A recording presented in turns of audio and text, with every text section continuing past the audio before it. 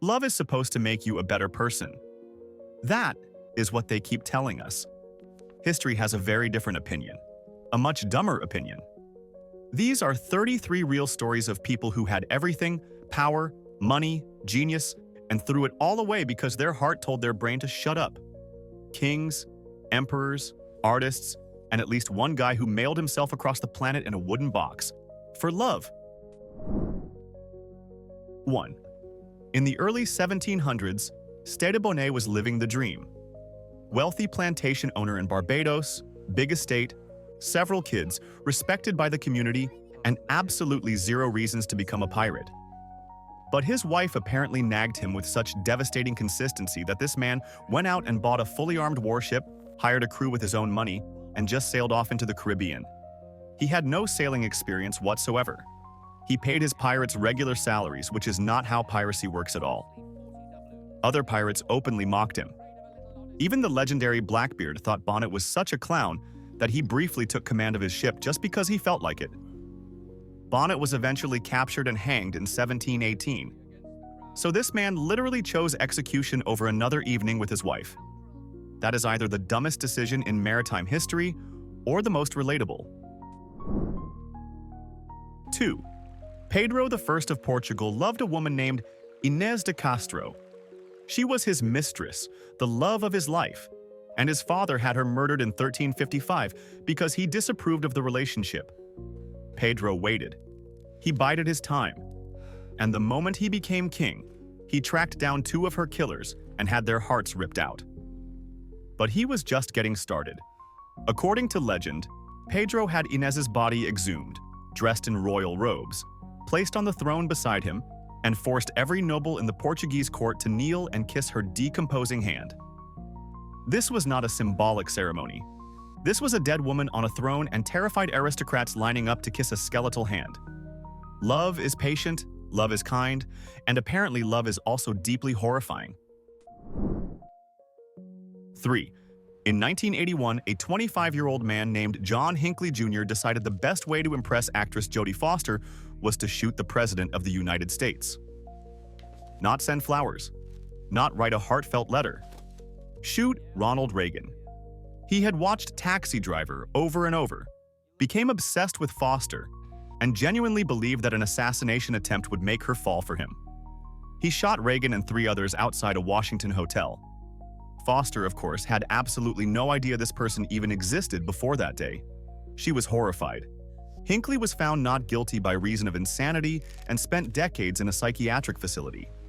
The whole thing reads like a cautionary tale about what happens when someone confuses a movie plot with a dating strategy. 4.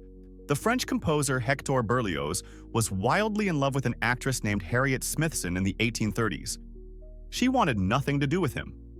So Berlioz, being the dramatic soul that he was, showed up to a social gathering, pulled out a vial of poison, and drank it right in front of her. Maximum theater. Full eye contact. The problem was, the second the convulsions started, Berlioz apparently reconsidered his entire life philosophy. He whipped out an antidote he had kept in his pocket just in case, swallowed it, threw up violently in front of everyone, and then reportedly went to go eat something. She eventually married him anyway, possibly out of sheer exhaustion. They were miserable together.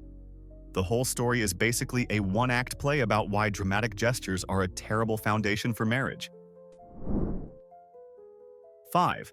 In 2007, a woman named Erica Labrie legally changed her last name to Eiffel and held a commitment ceremony with the Eiffel Tower in Paris. She claimed to have a deep emotional, spiritual, and physical relationship with the structure. She identified as someone with objectum sexuality, meaning she forms romantic bonds with objects.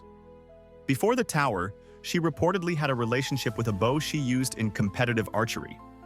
The French government did not officially recognize the marriage, but she went through with the ceremony anyway, in front of witnesses, on the first platform of the tower.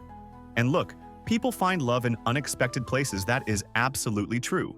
But when your significant other is a 1,000-foot iron lattice that was almost torn down in 1909, you have to admit you are stretching the definition of romance. 6. Sultan Ibrahim I of the Ottoman Empire who ruled in the 1640s, was not a stable man. He was obsessed with his harem, reportedly collecting up to 280 women. One day, a rumor reached him that one of his concubines had been unfaithful. The logical response would have been to investigate.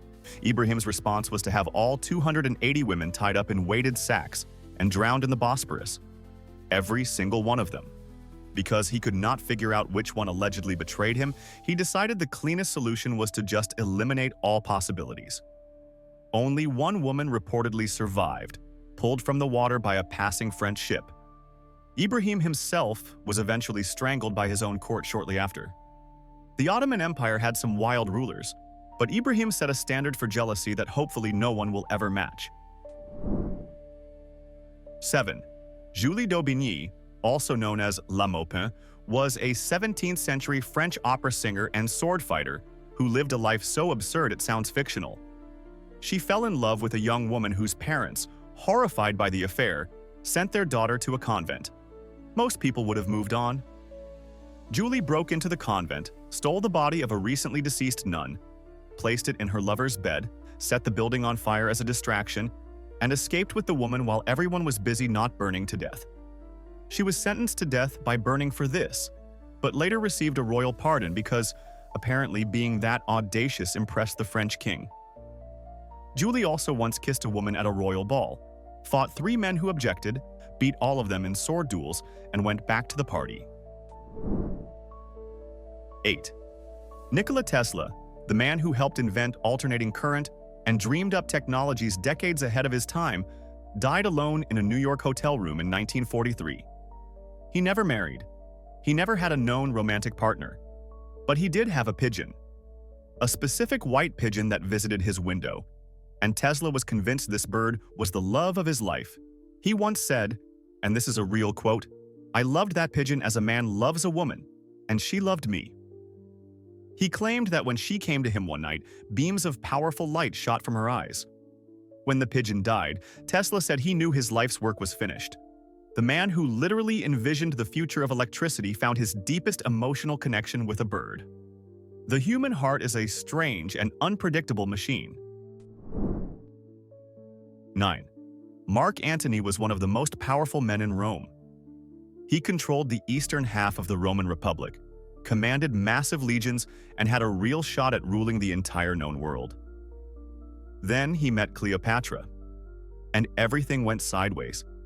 He abandoned his Roman wife Octavia, publicly declared Cleopatra's children as heirs to Roman territories, gave away entire provinces like party favors, and essentially told Rome to deal with it.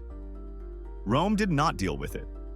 His former ally Octavian declared war, crushed Antony's fleet at the Battle of Actium in 31 BC, and chased him back to Egypt. Antony, hearing a false rumor that Cleopatra was dead, stabbed himself. She then took her own life shortly after. 2 of the most powerful people on Earth, destroyed entirely by a relationship that everyone warned them about. 10. Timothy Dexter was an eccentric American businessman in the late 1700s who somehow kept getting rich despite making the worst possible decisions. But his personal life was even more chaotic. Dexter staged his own funeral because he wanted to see if his wife would cry for him. He hid and watched as mourners gathered, speeches were given, and the whole performance played out. His wife did not shed a single tear. Not one. Dexter was so furious that he leaped out of the coffin in the middle of the ceremony and started beating her with his cane, screaming that she did not love him enough. Guests scattered. The funeral was obviously ruined, and Dexter apparently felt completely justified. This man faked his own death as a love test, failed the test, and then blamed the person being tested. That is a level of audacity that almost deserves respect. 11. Catherine Howard was the 5th wife of King Henry VIII, a man already famous for executing one wife and discarding several others. She was around 17 when she married him. He was nearly 50, overweight, and had a rotting leg ulcer that apparently smelled horrible. So when a young, good-looking courtier named Thomas Culpeper started paying attention to her, Catherine made a choice, a spectacularly terrible choice. She began a secret affair with Culpeper inside the palace of a king, who literally created a new church so he could divorce and behead women more conveniently. The affair was discovered. Both Catherine and Culpeper were arrested. Culpeper was beheaded. Catherine followed in February 1542. She was about 19 years old. It is genuinely one of the saddest and dumbest gambles anyone has ever taken, considering who her husband was. 12. Carl Tanzler was a radiologist working at a hospital in Key West, Florida, in the early 1930s, and he became obsessed with a young tuberculosis patient named Elena Milagro de Hoyos. She died in 1931. Most people would grieve and eventually move on. Tanzler dug up her body, brought it home, and spent the next 7 years living with it.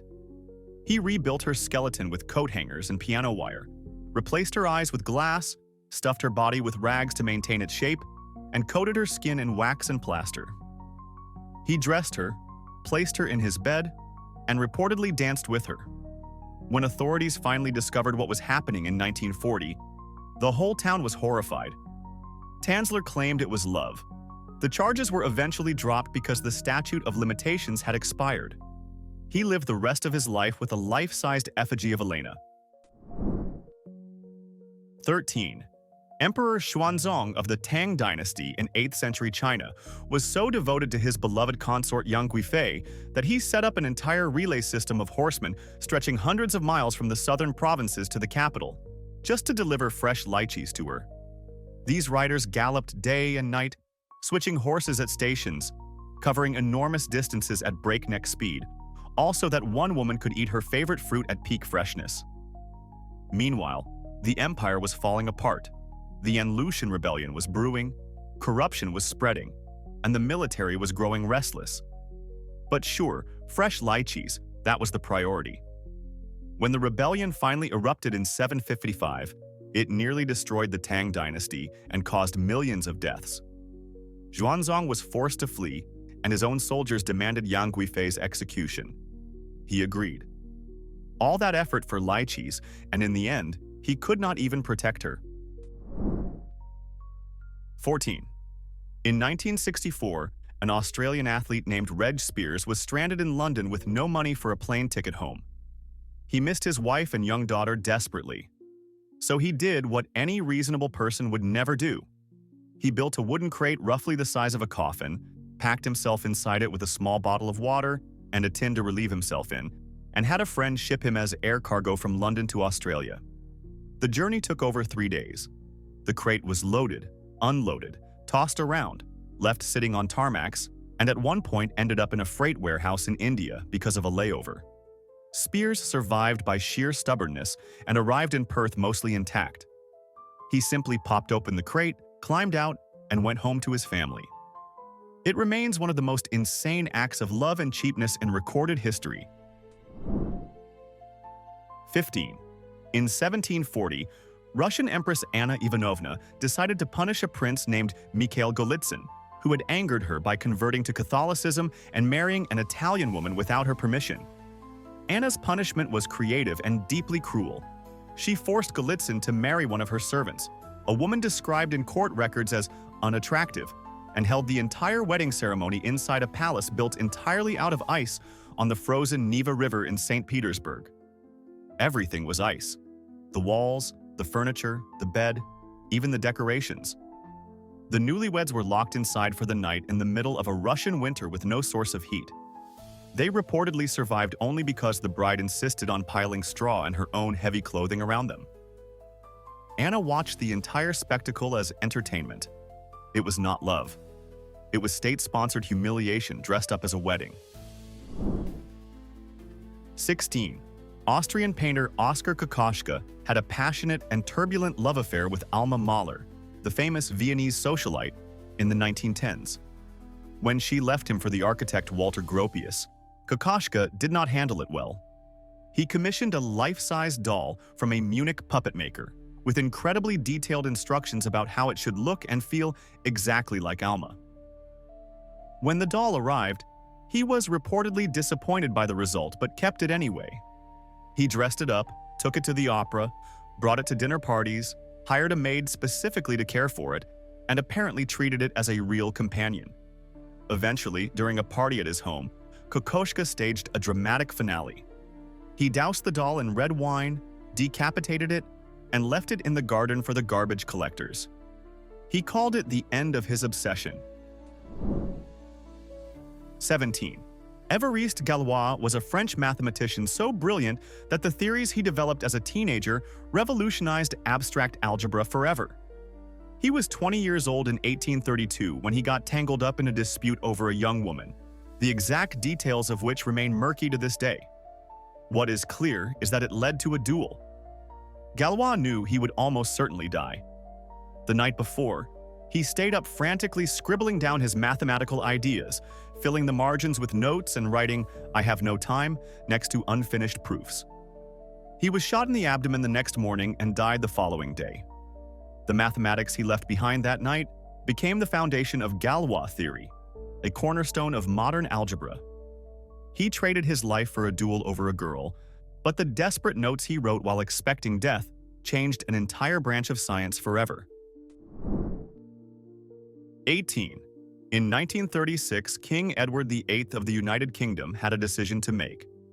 On one side, the British throne, the largest empire the world had ever seen, and the role of a lifetime. On the other, an American woman named Wallis Simpson, who had already been divorced twice. The Church of England, the government, and basically the entire British establishment said absolutely not. Edward said absolutely yes.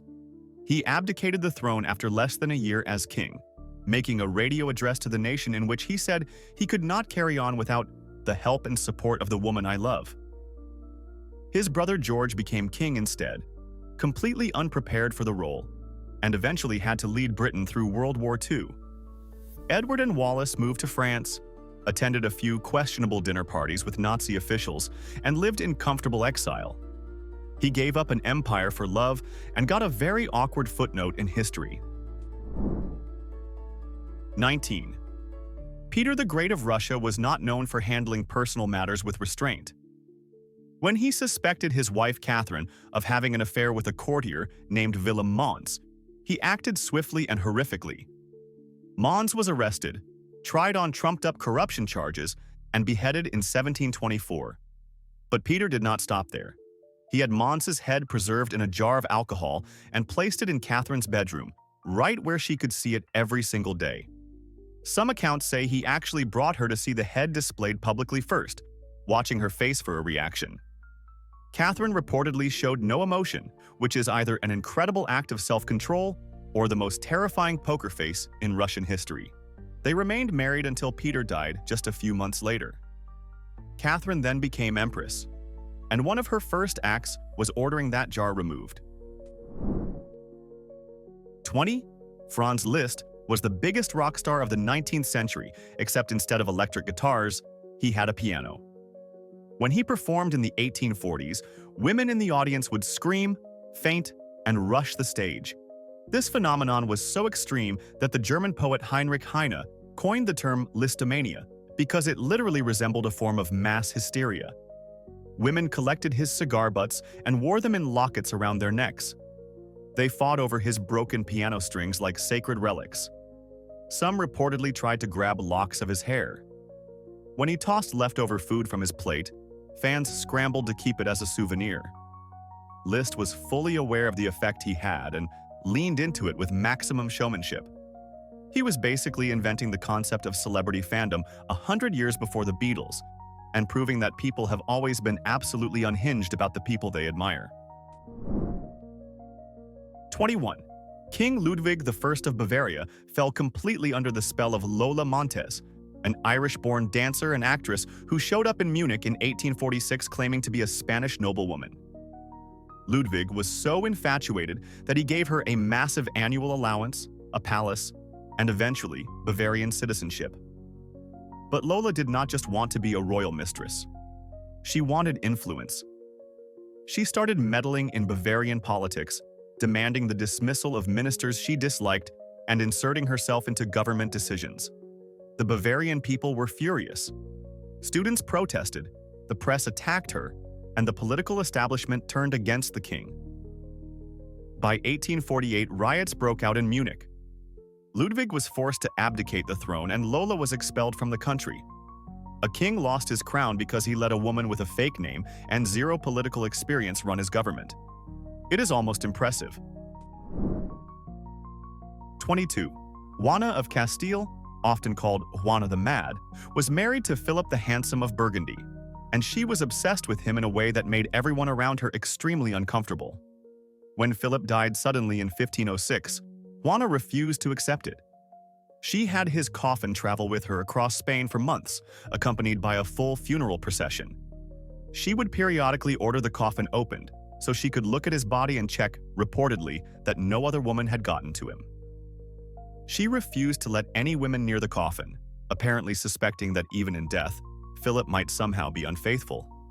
The journey lasted an absurdly long time, through terrible weather and bad roads. Eventually, her father Ferdinand had her confined to a convent where she lived for the rest of her life, nearly 50 years, still reportedly asking about Philip. 23. In 1911, an Italian handyman named Vincenzo Peruggia walked into the Louvre in Paris, took the Mona Lisa off the wall, hid it under his coat, and simply walked out. The painting was missing for over 2 years. When Peruggia was finally caught trying to sell it to an art dealer in Florence, he claimed he had done it out of patriotism, insisting the painting belonged in Italy since Leonardo da Vinci was Italian. But there is another layer to this story that makes it even stranger. Some historians believe that part of his motivation was a woman. Peruggia reportedly wanted to impress a specific woman, possibly a lover or someone he was courting, by pulling off the most daring art heist in history. Whether the romantic angle is fully true or not, the patriotism defense did not hold up either, since the painting had been legally purchased by the French crown centuries earlier. He served just 7 months in prison and became a folk hero in Italy. 24. The Roman Emperor Caligula had many obsessions, but none matched his devotion to his sister Drusilla. Ancient sources describe a relationship that went far beyond normal sibling affection, with strong implications that it was incestuous. When Drusilla died in 38 AD, Caligula completely unraveled. He declared her a goddess, the first Roman woman to receive such an honor, and instituted a period of public mourning so extreme that it was illegal for any citizen to laugh, bathe, or eat with their family during that time. The penalty for violating these rules was death. People were reportedly executed simply for being seen smiling. Rome essentially became a city of enforced misery because one man could not process his grief like a normal person. Caligula was assassinated a few years later by his own guards, and honestly, the list of reasons was long enough to fill a whole separate video. 25. In the 1560s, Ivan the Terrible of Russia sent a formal marriage proposal to Queen Elizabeth I of England. This was not entirely unusual for the era, as royal marriages were political tools. What was unusual was Ivan's reaction when Elizabeth politely declined. She explained that she was not interested in marriage and pivoted the conversation toward trade agreements. Ivan lost it. He sent back a letter calling her a vulgar maid and accused her of being controlled by merchants and peasants instead of ruling like a proper monarch. He essentially told the Queen of England that she was not a real leader because she would not marry him. Classic behavior from a man whose nickname literally included the word terrible. Elizabeth reportedly found the whole exchange mildly amusing and continued running her kingdom just fine without him. The trade agreement survived. Ivan's dignity did not. 26. Grigory Potemkin was the most powerful lover Catherine the Great of Russia ever had, and their relationship shaped the Russian Empire in the late 1700s. Potemkin was governor of the newly conquered southern territories, and when Catherine decided to tour the region in 1787, he wanted to impress her on a massive scale. According to the famous, possibly exaggerated legend, he constructed fake mobile villages along her route through Crimea, complete with painted facades and well-dressed peasants, all designed to make the desolate countryside look prosperous and thriving. As Catherine's boat sailed down the river, the same structures were reportedly dismantled and reassembled further ahead. Whether the villages were entirely fake or just heavily beautified is still debated, but the term Potemkin village became a permanent part of multiple languages, meaning any elaborate illusion created to deceive. He also showered her with diamonds by the sack, literally by the sack. 27. Honoré de Balzac, one of the greatest French novelists of all time, spent 17 years writing love letters to a Polish countess named Ewelina Hanska. 17 years. That is not a courtship, that is a career. They met in 1832 when she sent him a fan letter, and from that point on, Balzac poured his heart out on paper while she remained married to a wealthy Ukrainian landowner. He wrote hundreds of letters, some of them longer than actual novels. He traveled across Europe to see her whenever possible, spending money he did not have. Her husband finally died in 1841, but various legal and financial complications delayed their marriage for years. They finally wed in March 1850 in Ukraine. Balzac was already in terrible health by then. He died 5 months later in August. 17 years of letters, countless journeys, and he got 5 months. The universe has a cruel sense of timing. 28. In December 1888, Vincent van Gogh, already struggling with severe mental illness and living in Arles, France, cut off part of his own ear. The full details are still debated by historians, with some arguing it was the entire ear, and others saying it was just the lower portion. What is more widely agreed upon is what he did next. He wrapped the severed piece in newspaper, walked to a local brothel, and handed it to a woman named Rachel, reportedly saying something along the lines of, "Keep this object carefully." Then he went home and nearly bled to death. This was not some grand romantic gesture that anyone asked for or wanted. Rachel was reportedly horrified. Van Gogh was hospitalized and later moved to an asylum.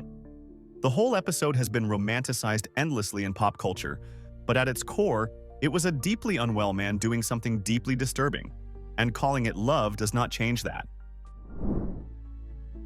29.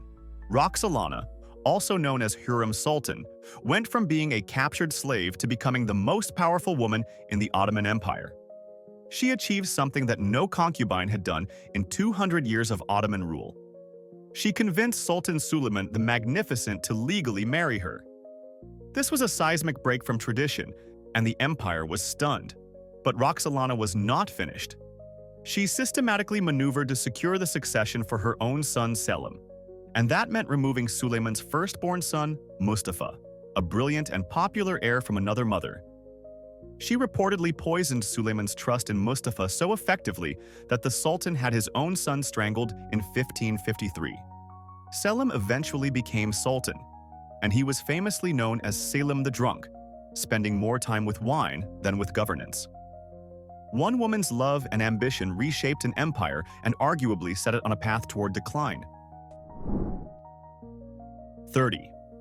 Boris Godunov, the Tsar of Russia, at the turn of the 17th century, had a peculiar obsession with controlling his children's marriages.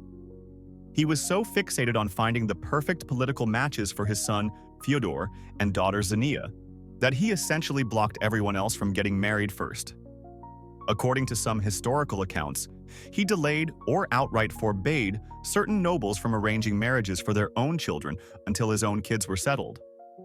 This meant that the personal lives of Russia's aristocracy were held hostage by one man's parental anxiety. Potential foreign suitors for Xenia kept falling through. One Danish prince traveled all the way to Moscow and mysteriously died before the wedding. Another match collapsed for political reasons. Boris turned marriage into a tool of state control so thoroughly that his own family's happiness became a bottleneck for the entire Russian nobility. 31. King Henry VIII of England wanted to divorce his first wife, Catherine of Aragon, because she had not produced a male heir and he had fallen for Anne Boleyn. The Pope said no, so Henry did what any calm, reasonable person would do. He broke England away from the Catholic Church entirely, declared himself the supreme head of the Church of England, dissolved the monasteries, seized their wealth, and fundamentally altered the religious identity of an entire nation for centuries to come, all for Anne. They married in 1533. She gave him a daughter, Elizabeth, but no son. Within 3 years, Henry had grown tired of her, accused her of adultery, treason, and witchcraft, and had her beheaded in 1536. He changed the religion of millions of people to marry this woman, and then he killed her. If that is not the dumbest thing love has ever inspired on a national scale, nothing is. 32. When Mumtaz Mahal, the beloved wife of Mughal Emperor Shah Jahan, died during childbirth in 1631, the emperor was shattered. He reportedly went gray overnight, and then he decided to build her the most magnificent tomb the world had ever seen. The Taj Mahal took over 20 years to complete, employed around 20,000 workers, and used white marble transported from over 300 miles away, along with precious stones imported from across Asia. The cost was astronomical, and it drained the Mughal treasury at a time when the empire desperately needed those resources. Shah Jahan's own son Aurangzeb eventually launched a coup, partly motivated by the reckless spending, and locked his father in Agra fort. Shah Jahan spent his final years as a prisoner, staring at the Taj Mahal from a window across the river. He built the most beautiful monument to love in human history, and it cost him his freedom. 33. Attila the Hun was the most feared warlord in 5th century Europe. He ravaged the Roman Empire, terrified entire civilizations, and earned the nickname the Scourge of God. He survived countless battles, political schemes, and assassination attempts. And then, in 453 AD, he died on his wedding night. He had just married a young woman named Ildiko, and after an evening of extremely heavy drinking at the feast, Attila apparently suffered a severe nosebleed in his sleep.